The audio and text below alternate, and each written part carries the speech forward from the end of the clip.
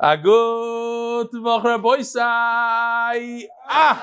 Lili Nishmasi Mimiros Yusbis Mordechai. Raboisai. I want to do something I've never done before, but I need the participation of the Olam. Since we have probably at least 10 guests here in the room, I'm going to ask all the guests to come to the front. Instead of me calling you out, you come to me. Shalom, get over here. Yitz, you gotta. Let's go. Get over here. You know what? Maybe the people that are in the Beis Medrash should come to the front and come. Let's go. Let's get over here. Everybody. Shalom Aleichem. Well, we'll do this slowly. Here, everybody, come. Wow, this taka. I don't want to count, but there's a lot of guests. Come, let's go. And somebody take status for Shalom Rand. Okay. If you weren't here in Shloshim Yom, you're a guest. Come. Wow. We gotta get Here, I'm gonna get up for you guys here. Okay. You ready? Come. You come here. Come. All right. What is your name? We'll start with you. What's your name? David Azarat. Shalom Aleichem. Yitz. Radzik. Shalom. Rand. Shalom Aleichem.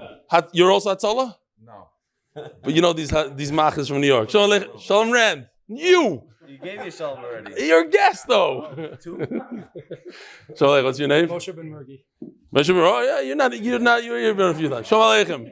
Barry Gross from London. Son. Micha Gross from Aleichem. You? Moshe Stengel. Moshe Stengel from? New York. No, from here. Okay, whatever. When you figure it out, what's your name? From? Oceanside, Long Island. Shalom Aleichem. Yeah. Somebody take a good picture. Here, stand over there, Yosef. Get up. What's your name? Jonathan Jonathan Newhoff. From?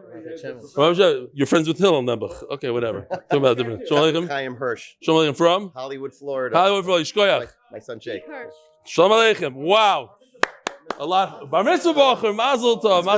Binyamin, how come you didn't come over here? There's another guest here. And we have, who else is a guest that didn't show up here? There's more. Binyamin, get over here. You're a guest. Okay, you guys can go back to your seat. We can start the shir in a second. Not you. This is Rabbi Binyamin Jeremiah, who finished Shas, Bavli, and Yerushalmi. Wow. And wrote 7 Svarim. Shkoyach. Okay. Whew. I just want to show you, I don't have a lot of emails, that's why I did that. If you look at the screen, you'll see Gedalia Miller from Kesher Nafshi, also a big part of the shir, and he's pumping the daf at Kesher Nafshi. That's a beautiful place they have there this week, and that's of course Peretz Chaim Levin.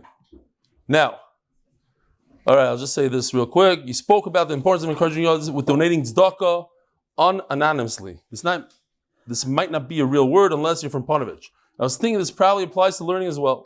Last night I was at a family simcha and a nephew asked me if I still did the daf because he used to hear my emails told over to him by the chavrusa, and now he only hears about Yochanan's emails about Rafi the barber. So here's my email saying, hello, I'm still Baruch Hashem doing the daf. You know what? Yichap what tonight is, Rabbi Isai? Tonight is 3 years into the daf. 3 years. That means 3 years ago today, we moved into this Beis Medrash. 3 years old. And we're doing the daf for 3 years. Some of us, Brachos Daf Bais 3 years ago. It's unbelievable. So he's still doing the daf, and you should care for all you do. Anonymously, it's P.S. Good Shabbos and good Voch from Lakewood. Howard Weiss says, how did you not ask your father for a bracha after you spit at? A good Shabbos. All right, we'll go straight into the sponsors. The Koil is sponsored by Anonymous from Lakewood. The Masechta is sponsored Ein Zgula Katorim Tומכיה כיעקב ויעל. Parnassa Shavua, L'schos, Refuah Sheleima, success in Parnassa and Nachas from our children. Parnassa Yoim, L'nishmas, Reb Yitzchak Tzvi ben Moshe. Shabbos Kodesh was the Yaarzeit. Kalman, we'll do another one. Kalman Wolchok, in honor of the engagement of Gad Elbaz. Gad Elbaz. I remember he used to do this year. I don't know if he still does. So Mazel Tov, and the recent wedding of Meilech Kohn. Mazel Tov. Maybe it's a joke. Yeah? You know what? We're still taking sponsorships for Meilech's wedding. Happy Avi Sherman, just 3.5 years until the cruise on the occasion of Ches Teves. Mazel Tov to all the Brachos Daf Bais-ers and to MDY, and especially Reb Eli on our 3rd year anniversary. May we all be zocheh to complete Shas together with you. And the art is sponsored by Anonymous. Rabbi says, since it's Mazel Shabbos, I want to tell you a story that happened to a few of us here in the room just recently when we were on a safari, and it has to do with the parsha. I thought I didn't do a parsha of art this week, and I wasn't going to say this one, but as it happened, it hit me. I got to tell you this unbelievable. I told it to Binyamin today, so you already heard it, but other than that, I didn't tell it to anybody, really. We're on a safari. We're in Kenya. And the way the safari works, you have to get up really early because the animals they go to sleep sort of when the sun comes out. They don't like lions, all that stuff. They don't like the heat. But they hunt during the night, and during the night you can't really see anything, so you get up really early and you see them as right before sunrise. So we decided we're going to get up, obviously really early, daven basikin. And as soon as we're done davening, we made up a time, let's say 6:30, we're going to all meet by the jeeps. We're going to meet by the jeep and we're going to go. So we daven and everything is good. And we get to the jeep. And there was one guy in the group that was a big ovid. He's a big ovid. He loves davening, long davenings. Everybody knows he has 20 minutes from Esrei, the whole thing. Big ovid. Now we warned him the night before. There's no ovid now. We're on a safari. You'll do your ovid later. Yeah, of course. We get to the jeep and he's nowhere to be found. So we all go to his room, and of course he's smack in the middle. He's dancing. I'm serious. He's dancing up and down. We chap him, we schlep him. He says, Nuah. So he comes with his towels and tefillin and he goes on the jeep. Kitzer, he's on the jeep, and he's standing and he's davening. And we hear him, he gets to Yishtabach. G's in the house. Everybody say, another guest. Kitzer, the guests are coming in. They're flowing in. You missed it. Oh, you guests from Yerushalayim, you missed it. Fine. So we go out, we're going, and he's davening. All of a sudden, the driver, he says, guys, there's a serval. I'm going to show you what a serval is real quick. The serval, here. It's larger than a cat, but it's nothing close to like a cheetah in size. It's like 1.5 size times a cat, twice. It's actually, my son has the grandson of this cat. Whatever. This is F1. Kids are whole. People that have gone to the safari 20 times, 30 times, they've never seen this thing. It's during the night. You can't see it. It's very hard to see it. This is the picture we took. And actually, Gary took some, I don't know if he still have it. He has a video of it hunting right next to us. It decided to hang out next to us. And it was doing all this stuff. As soon as the driver said serval, the guy with his towels and tefillin, he gave me reshus to say the story. He started screaming, a serval! A serval! I'm like, dude, you're in the middle of davening. A serval! I haven't seen a serval in my life. I've been to this fire every year for the last 30 years. I've never once seen a serval. Do you have what's going on here? There's a serval. I'm like, chill, it's a serval. Gary tells the driver, keep on going. It's just a cat. I'm like, Mishugana, it takes 20 years to see one of these. Serval. And we're sitting there, and he tells the driver, you gotta move forward. Shh, everybody, quiet. You could scare away the serval. Shh. Eli, don't, you're pushing your phone too up. Kids are, like, you're in the middle of davening. Stop. Serval. Kids are, this is going on. Am I exaggerating, Gary? Say that, Am I exaggerating? So true. Okay, hold on. Say, you want to go? What? Like 5 hours until the serval. Okay.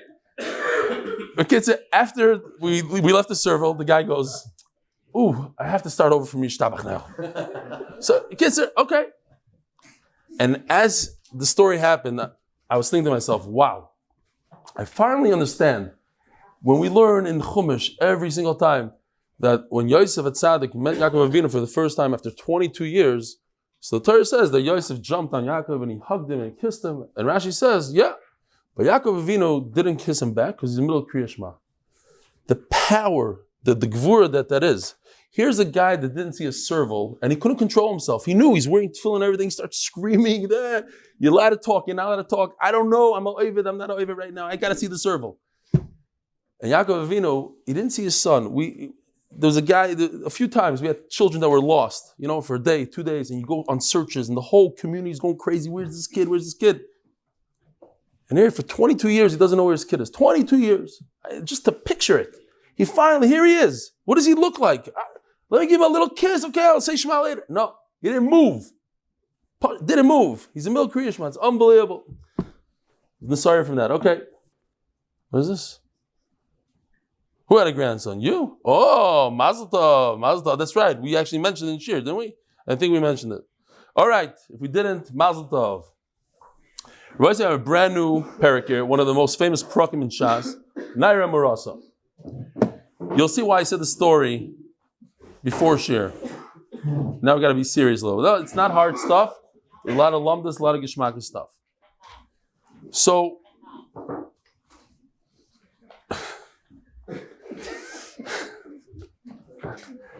you remember last month's Shabbos? There's noise like that? In Yerushalayim? Same guy. He follows me wherever I go. Whatever. He likes to do it. Fine. Yaakov, you had a grandson, but you got to take care of your phone, my friend, before you come in here. Thank you. Okay. Here's the parsha, Rabbi Isai. I don't know if you can read it. You probably can't. I'll read it, a lot of it for you. And basically what you have here is yellow, green, and blue. This is the parsha of Nedarim. We spoke, we picked out a word here, a word there. If a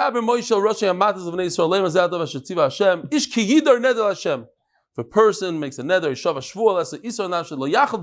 can't take it back. We just had it the other day. It has to be every single word. Okay.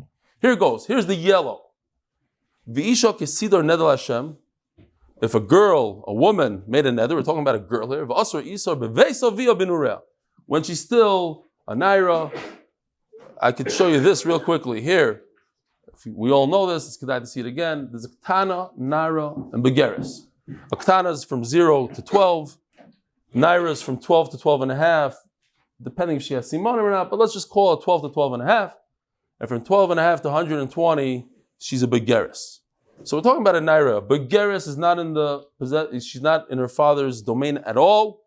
A ktana and a naira are. So when it says naira means ktana, ktana means naira, it's all the same. Ktana and naira is one category for today. Okay. So her father, Veshama Avis Nidra, he heard that she made a neder, V'as, V'esara, Asher Asra al Nafsha, V'echrish lo avia, and he was quiet. V'kam Kalman the Rev, V'chol Isa, Asher Asra al Nafsha, Yakum, Kiyum. What does Kiyum mean? The neder is Mekuyum. So, what a father could do is, if his daughter makes a neder, he could be Mefer the neder. He has two choices. It could be Mefer, or it could be Mekayim. Mefer, he says, it's nothing. What you said is Shtosim. Continue living your life as if you didn't make a neder. Or you can say, nope, that's a great idea. You should be on a diet. You're not allowed to eat any food anymore. Shalom Yisrael. Kiyum. And he has to do this all within 1 day. The first day he hears it. Shkoyach. Okay.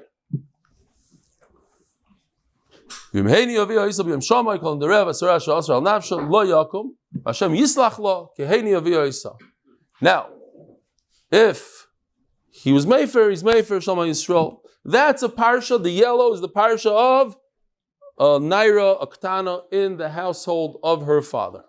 Now, Pasuk Zayin green, you probably can't see it, but I'll read it for you. It says, V'im hoyoy silish. There's a vav. Shkoyach. So that vav, it's, if you probably can't see, but you look, there's a little yellow line there. I made it highlighted. There's a vav. Vav Moisif Alin Rishon. So it's a continuation of the yellow. There's an addition to the yellow. That what?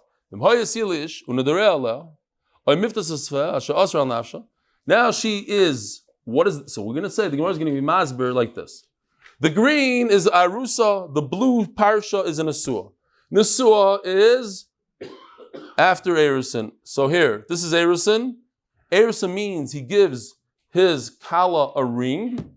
Yes, she's wearing a wedding dress, but I just did it on purpose to show how powerful Erusin is. He's considered a husband, she's a wife, but not fully. the father still has a say over here. Nisuin is the final stage of chuppah.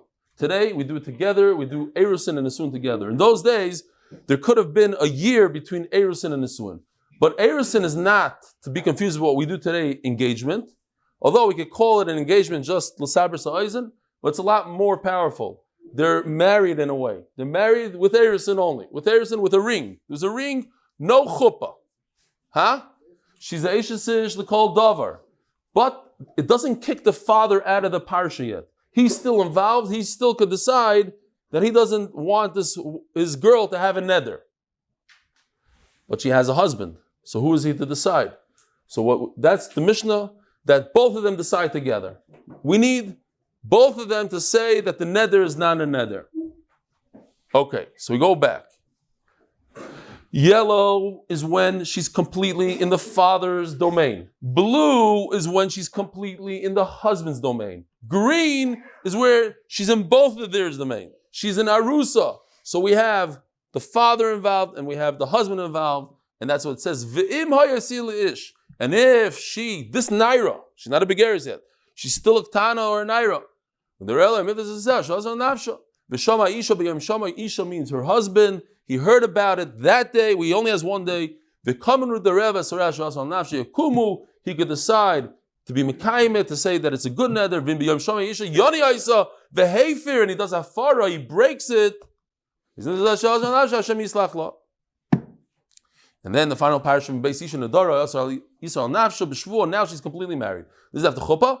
Once a woman gets married with chuppah, the father goes bye-bye. He has no connection to his daughter in terms of control. V'Shama Isha V'Echishla Lo Yeni Isa. The whole thing again. B'Machresh. Okay. Fine. That's the big long parasha. Says the Mishnah. Now we're only dealing with the middle parasha, the green, erusin, naira hamoirasa. A naira again is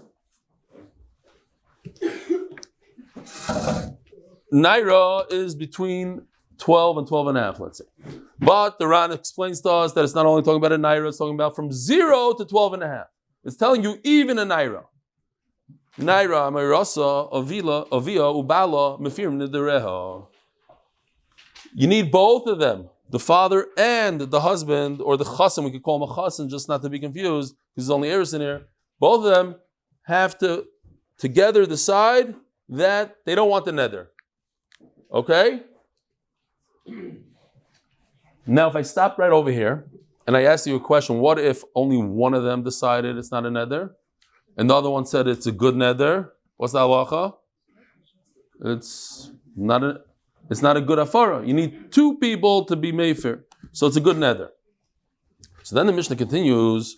And now, just as to make a point here, it says in the Ran that we're talking about even Nedarim Mugdamim. We're going to go into that. It's a new concept, I know. A lot of new stuff here, and Gishmak alumnus today.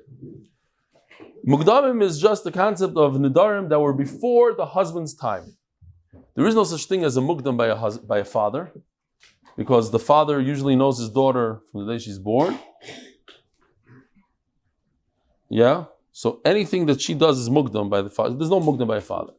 But there's a neder. Let's say she made a neder on Tuesday morning, and Tuesday afternoon she got engaged. So the neder pre-existed before she was engaged. Even that, we're going to see in our sugya, all the way at the end, that the father and the husband get together and they're made for a neder that didn't exist in the husband's lifetime, so to speak. Okay. Top of Samach Zayin Amud Aleph. Heifer Av v'loy heifer Abal. If only one of the two did the hafara, he annulled the neder. Heifer Abal v'loy heifer Av, or only the husband did, not the father. Einei mufer. Now, what's the Avi's question? Why does the Mishnah have to say it?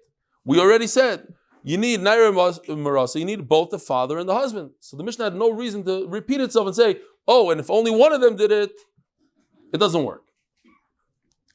And then the Mishnah says, "Ve'in tzarach loyma." You don't even have to say shekiyim echad mem. Like sometimes people say,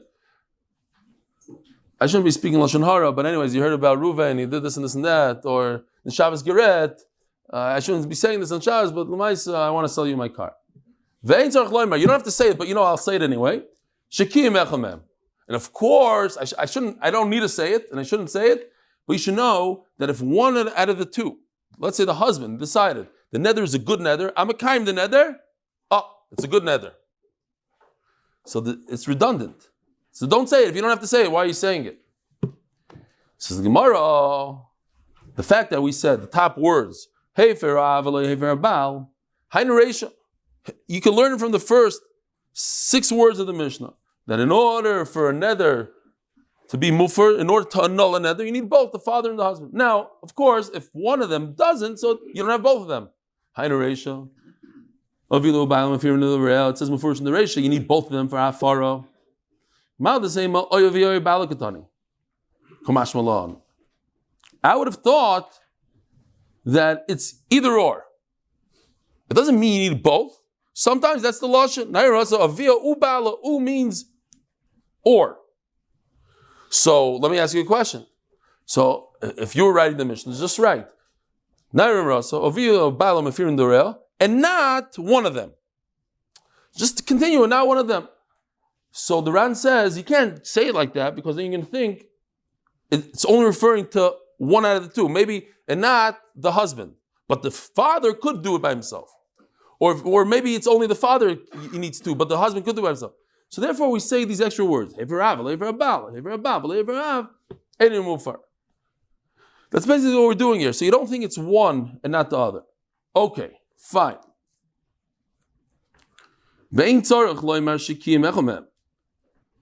The last words of the Mishnah, you don't even have to say that if one of them was mekayim it, he said the nether is a good nether, of course it's a good nether, nobody can break that nether. You don't even have to say it.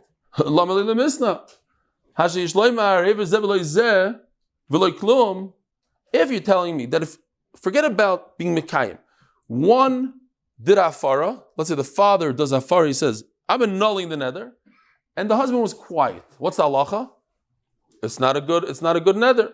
So, and if the husband not only was quiet, but he said it's a great nether, so of course it's good. It's hainoach, it's not even loizu avzu, says the Ran. It's worse than a loizu avzu. Sometimes the Mishnah says a small chiddush and then says a larger chiddush. Over here, it's not even a larger chiddush. It's already said, it's within the same words. When you say that the husband was mekayim it, in those words, the husband was quiet. Mekayim is even a step further. So you're not adding a thing. 0. It's within the same words. Why do I have to say it? I just did a drawing here. Why not? Make it interesting. Here we go. So 1, 2, 3, 4, 5. 5 steps here. We have a kala. We have a girl. She made a nether. Comes the father. It could be the father or the husband. Doesn't matter. Let's say it's the father. It says shver on his thing. Shver. He's mekayim the nether. He says, great idea. You want to abstain from. You don't want to eat chocolate for the rest of your life. Great idea. No chocolate. Okay, I'm asking. Comes the husband. We call him the chassan. He's a chassan because he's holding a ring. We're talking about erison now. She's not after Nesuin. It's only erison. So we have to remember. He's holding a ring. He's the ring guy, not the chuppah guy. And he does hatara. So the way I just took this from Yoshi, gave me some assets, I put them together. He said, Kiyum, it's a good nether, it's like a lock. That's it, it's locked in. Hatara, you unlock it. And then he has afara, you break the lock. Okay, we'll get there in a second. So what happened was in step 2, the father said it's a good nether. Shalom Yisrael. Comes the chassan and says, well, I want to annul the nether. But you need both of them. Goes the shver, the father, and he goes to a bezdin and he says, listen, I made a mistake. I said, mikayim, kiyum, it's terrible for a marriage, whatever. He found out new things. Chocolate is good for her health. So they say, okay, we're going to annul your kiyum. We're undoing your kiyum. We're breaking the fact that you did a kiyum. And then he wants to do ha'atara. Step 5. The shver goes and does ha'atara. So now what do we have? We have in step 3, the husband did ha'atara. In step 5, the father did a atara.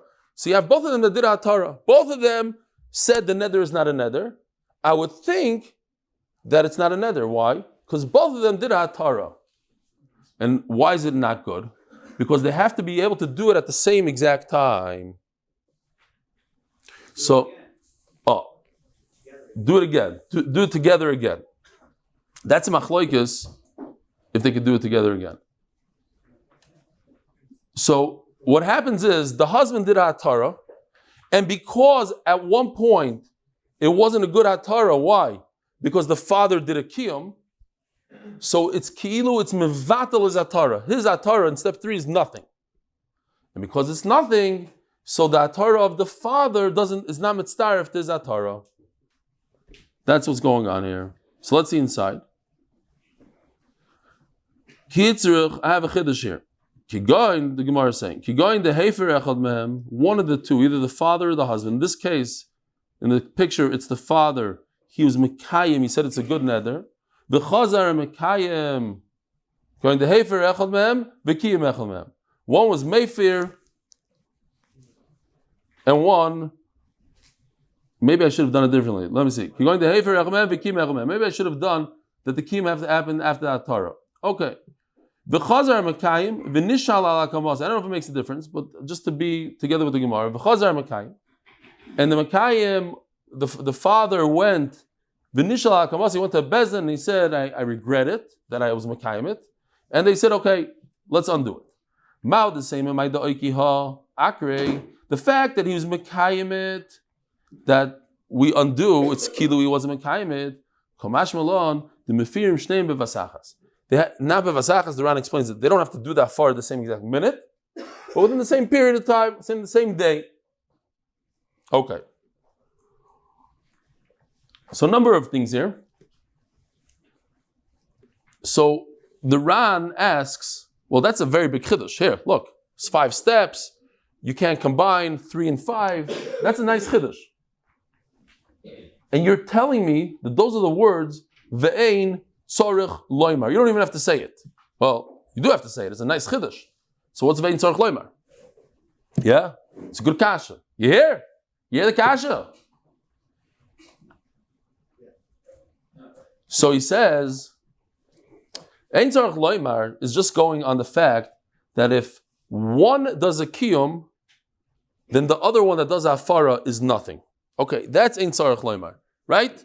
If I tell you, is this a chiddush, Reb Eli? If I tell you a chiddush, if the father says it's a good neder, and then the husband comes along and says it's not a good neder, then the husband can't do anything. The fact that he says it's not a good neder is not enough. That ain't tzarech loymar. I don't have to tell you that. Says the Ran, that's what the Mishnah is saying. The Mishnah is saying, the simplest fact, I don't have to repeat. So then why did you repeat it? Oh, you repeated it to tell me this chiddush that 3 and 5 doesn't go together. You hear? It's a little bit schwer. Hold on. Let's just get 3 and 5 first, then we'll talk 3 and 4. All the Ran is saying is that there is a big chiddush here, and ve'ein tzarech loymar obviously is not going on the chiddush. Ve'ein tzarech loymar is going on a non-chiddush. There's a non-chiddush part here. But so why are you telling me non-chidushim? I'm telling you non-chidushim so that you should figure out there's a big chiddush hidden behind the scenes. That's ein tzarech loymar. I don't need to tell you a non-chiddush. The non-chiddush is that 2 and 3, if the father does kiyum and the husband does hatara, there's no hatara. That I don't need to tell you. Oh, so why did you tell it to me? Because you're a chacham and you could figure it out yourself. That it means that if there's 4 and 5, it still doesn't work. That's what's going on here. Well, there's another question. We're doing a chashuv perik here. Let's just say some geshmaka stuff. The Rashba asks, what's the halacha if a woman says, not to confuse you, but this is simple stuff. If the husband says, I'll marry you, I heard you have a little bit of an issue that you do Nedarim. You like to do Nedarim. Every day, so I'll only marry you on condition they have 0 Nedarim on you. And she says, no, don't worry about it. I don't have any Nedarim. And then she runs to the Rav and she says, listen, I just got engaged and I lied to my chassan. I told him I don't have Nedarim, but I have a lot of Nedarim. Could you annul all of them for me? And he says, no problem. They're all annulled. What's the halacha? Engaged or not engaged? Huh? Not engaged. Engaged. The father and the son are arguing. Now, let me tell you both zdadim. Once you go to the Rav and he annuls the neder, it's as if There's zero neder. She never made a neder. So she didn't lie. Retroactively, she removed all Nedarim. Engaged or not engaged? Engaged. The halacha is engaged. So if I go to a Rav and I know a neder, I said I don't have any Nedarim, but I did have Nedarim, but then I go to the Rav and he annuls it, he's matter it. It's as if I have zero neder. So I have zero neder in our sugi also. Let's go back to that chart. Step 4, the father goes to the Bezdin and they say, you never did step 2. Step 2 never happened. So if step 2 never happened, why can't I combine step 3 and 5? Hatar and Hatar is great. Step 2, that the father's Mekayim, I already went to Bezdin and Bezdin got rid of it. Oh, so Yosef is saying good, and that's basically what the Ran is saying. The Ran is saying it's different than Kiddushin. Over here, it's a question of how do you, you need to combine. And he says, maybe we should see it inside. This is a beautiful thing here. It's like 4 lines from where it becomes wide. We have some time here, a little bit. He says, 4 lines from, not the first wide, the second, the very, very wide lines. 4 lines above that. Klal, it's not even it doesn't even start, says the Ran. Why? The Kiddushin, when I do a full act by Kiddushin, I've got the Kolzman Shalei, Tirli, Chayli. If she never went to the Rav, it's not a good Kiddushin, you're right. Ki hitira, but if she does go to the Rav, I'm reading the Gloy Milsel, Dimikara Chayli. I'm just doing this inside because it's so beautiful. He says, when you go to the Rav, it's as if it never even happened. So she could be engaged to the guy. But when you do over here, in our case, it's different, it's weaker. Why? When it comes to, in our case, you need a father and you need a husband together. They both operate in union and more. This is a beautiful line here. They have to be right to combine. Later on it says in Daf Aleph, the Hefer Echel Mem Umeis Bottle Afarasa. You hear this? It's unbelievable. In order for the husband and the father to do hafara to the neder, they have to be alive at the same time and do the hafara. What if the father does hafara in the morning, and then he croaks, he dies, and then the husband says, let me do my hafara right now? No good. They both need to be alive at the same time. So based on this idea, they both have to be alive at the same time, and they both have to do it at the same time. So it doesn't help me that I went to a Bezdin, and I know that I took away my kiyum. Because when the husband did his atar in step 3, it wasn't at the same time as the husband. Because at that time, the husband, the father did a kiyum, and the husband did a hatara. So they didn't have it. It's as if the father was dead then, says the Ram. I want to ask something. In the second case, you said that the woman went to the road, and he annulled the neders. Mm-hmm. Why in this case can't she go to the road and annul her neder? Finish. Maybe she could. Who says she can't? We're talking about that the husband's doing for her. The father's doing for her. She doesn't. Obviously, she made a neder. She doesn't want to go to the Rav. Her father is forcing her. But okay, probably could. Fine. Let's go weiter. So that's the terrace on the Rashba. V'naira Amarosa. There was a sefer. I remember now in Brooklyn. Achron Achroinim. Somebody wrote a sefer. Somebody I know very well wrote a sefer, and he wrote there. He had a question from the Reb Kiva, and he says, "V'loy kasha midi." I don't. The Reb Kiva's kasha is nothing, and he says an answer. So there's a yeshiva in New York, in Brooklyn. He read, he was learning with the Olam the sugya, and he opened up the sefer. He says, "Look what this guy wrote." He took the sefer and he threw it on the floor. Famous Rosh Yeshiva. He says, "How did he talk like that? You can't talk about the Kiva Eger loy kashamidi." But anyways, you see, Rishonim, the Ran spoke about the Rashba. He says, "Ulidi lav kushi klal, nothing, doesn't even start." Anyway, says the Gemara, "V'naira mirasa." So now we're going to a little bit of a sugi here. Gishmak is sugi grada. And very simple. Let me just tell you what's going to be here. The fact that, let's go back to those psukim a second. How do you know this idea? How do you know that a husband needs the shver to combine together and go to be made for the neder? And we have these 3 parashas, yellow, green, and blue. Yellow is a father by himself, his daughter is not engaged. green is the fact that the daughter is engaged, and blue is that she's married. Now, how do you know that the green is engaged and married? How do you know what? And that's what we're going to be discussing here. It's very interesting that the Ran says, he says in Amud Beis, he says a lashon like, this is the derech of the Gemara. We go nice and slow. We know the idea. We know the concept. We're going to say it right now. We're going to blurt it out. And then we're going to go reverse engineer it, and we're going to see how we got to that thing. It's a very short sugya, actually, for today. Says the Gemara like this. How do you know, where does it say in the Torah that you need both a father and a husband? Maybe one of them is enough. In the green parsha, where it says that this girl got engaged and she made a neder, so it's a continuation of the yellow.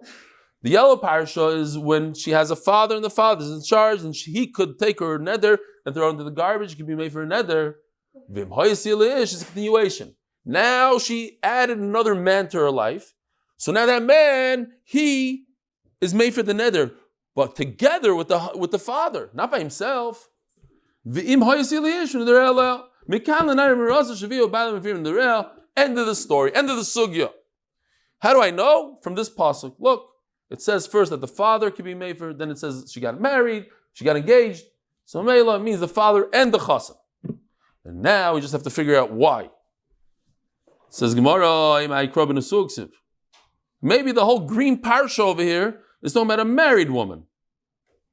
Whoa, that can't be. Why can't it be? The obvious. Because we have a blue parsha, and that's talking about a married woman.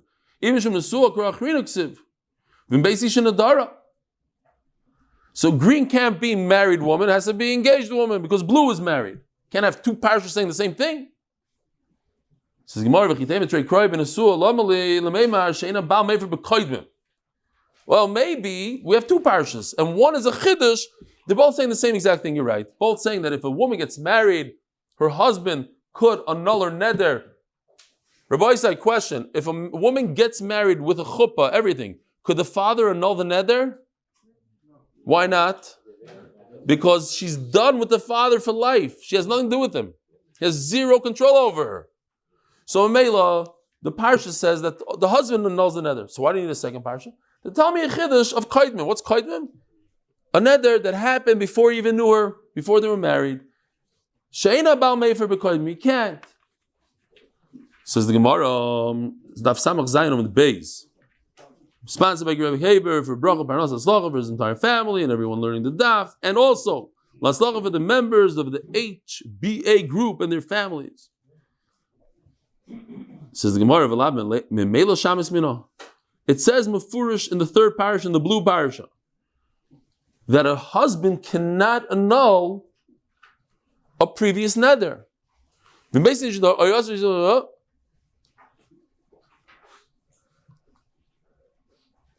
the lashon here? Bekitzer, it says Mefurish over here, you cannot annul. So once it says that it's already, the neder is already there, let me see the lashon.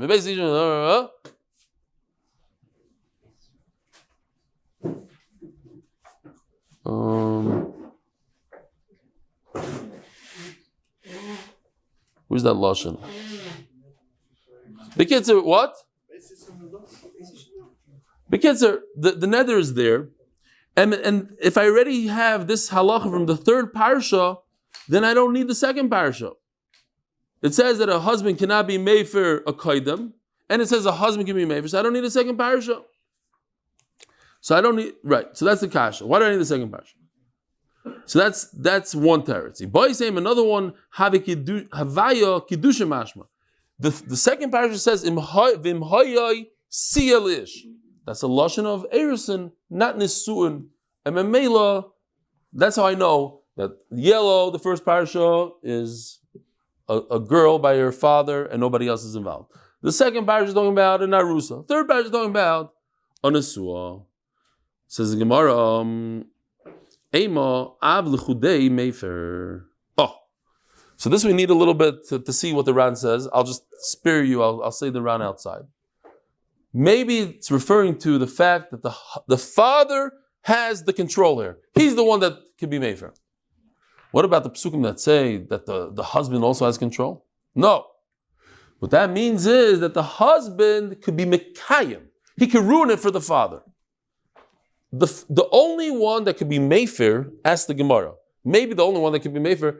We're going step by step in these parshas. How do we know that we're talking about the father and the husband together? How do you know what each one could do? I'll prove it to you. Very, very simple.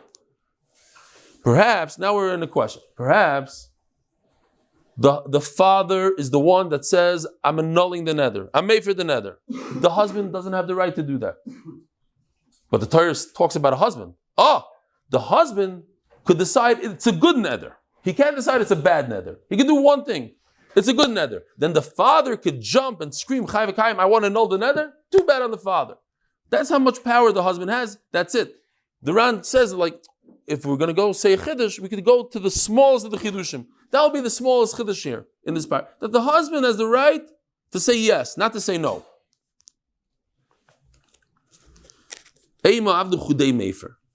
Maybe the father alone has the koyach to be mefer. So you could, if you have a pencil, stick in here. But the husband could be mekayim. It doesn't say that in the Gemara. It says the father could be mefer. What about the husband? For that you need the Ran. The husband could do something, a little bit. What could he do? He could say it's a good neder, but he can't say it's a bad neder. Imkain v'asr isar beisavia yani isa lamali. Why do you need this pasuk? The what? Hashi Sheleima b'makim arus mefer avluchudei. Wait a minute. The father has the right to annul his daughter's neder all by himself. Sheleima b'makim arus mebaya. So of course, when the arus is not around. So the Gemara says, but wait a minute. Ema av libaya arus. V'arus l'chudei mefer. So this is the svar that we said before a little bit. Maybe the father, let's turn it around. Maybe the father needs the arus, the husband, but v'arus l'chudei mefer. Who told you that the husband himself doesn't have a power? The pasuk says, if she gets engaged, then the husband could be made for a neder. Now, you want to tell me that the father's also involved there. Why? Because a little vav here. The vav connects the two parshas. Don't forget about the father. The father had power. Very good. Maybe the father has power only in conjunction with the husband. But the husband has more power than the father. The husband can do it by himself. The father needs the husband. But if the father needs the husband, then he didn't gain anything. What does he do? The husband can do it by himself, and the father can't do it by himself. He needs the husband. So the husband does everything. So then what does the father do here? That's the svar we just said a second ago. That he does have a little power that it can ruin it for the husband. He could say it's a good neder. But he cannot, he could say yes, he can't say no. Imkain, if it's true that the arus, this husband, could do it by himself, this is the answer of the Gemara. Beis Isha Nedara, this is the parsha, the blue parsha. This is the parsha of an Nesuah. L'may ksiv. Why do I need that parsha? If the engaged husband, engaged husband, could be made for his wife's neder all by himself without the father, then why do I need a parsha of a Nesuah?